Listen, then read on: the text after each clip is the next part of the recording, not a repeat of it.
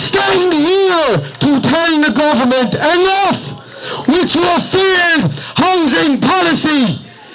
Enough with your failed healthcare policy. Enough with your failed immigration policy. The man of the hour is Derek Blighe. He's the organizer here. I only have 5 minutes with him because he's surrounded by well-wishers. Thanks for taking 5 minutes. Your people love you. Tell our viewers a little bit more about yourself. Yeah, you know what, Ezra? Right, all I am is an ordinary man. I'm a bricklayer, right? I'm a husband, a father, and I love my country, right? I lived in Canada for 10 years, and I came back to Ireland, and I went, whoa, what is after happening? Wokeness, mass immigration had absolutely changed my country completely. Ireland used to be a conservative country. It used to be a safe country. It used to have a high trust. Now, the streets are dangerous, okay? Children can't walk the streets. Women can't walk the streets. This used to be a country where, right, you would leave your car open. You would leave your front door open at night. You could leave your children in a pram at the front of a shop.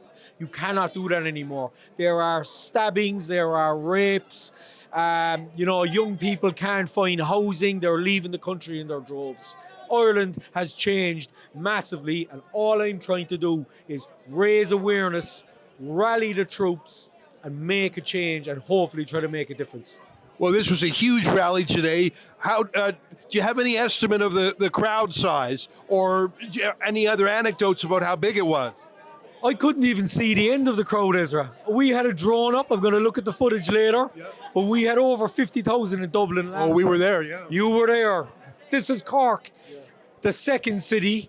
So even if we got, 10,000 people in Cork, that would be immense. I said it on the stage today. We had about 600 people 3 years ago, and that was with a national call out. The numbers we got today were unprecedented, and it shows that the mindset is changing and people are tired of what's going on, and they're not afraid to get wet, and they're going to show up on the street.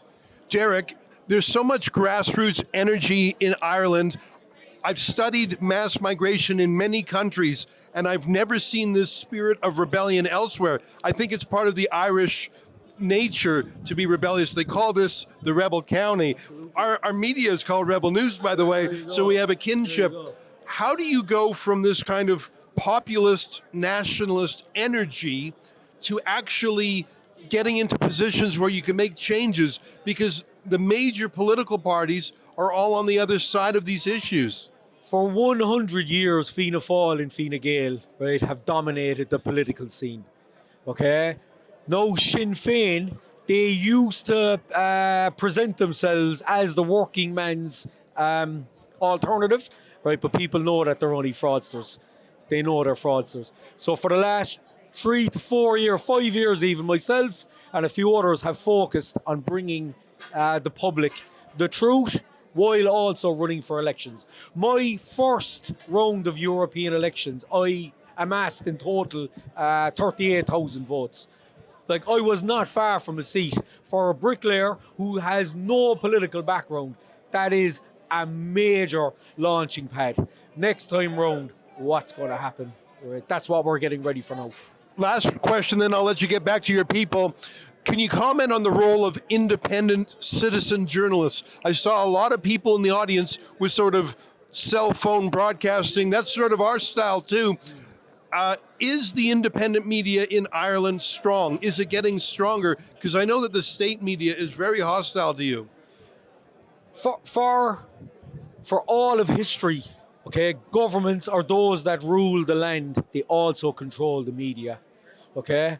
With the onset of smartphone technology, right, and access to the internet, okay, people on the streets are now bringing the truth. We can contact people around the world in seconds, where we used to have to rely on state-funded forms of communication, right? And people in Ireland are really, really good at that. It was how I rose to fame here a few years ago, and right, as you saw here today, it's growing by the day. I can't even keep up with it, so it's major in this country. I came all the way from Canada to Ireland to report on their march against mass immigration. To read all my reports or to chip into our crowdfund to help our journalism, go to migrantreports.com.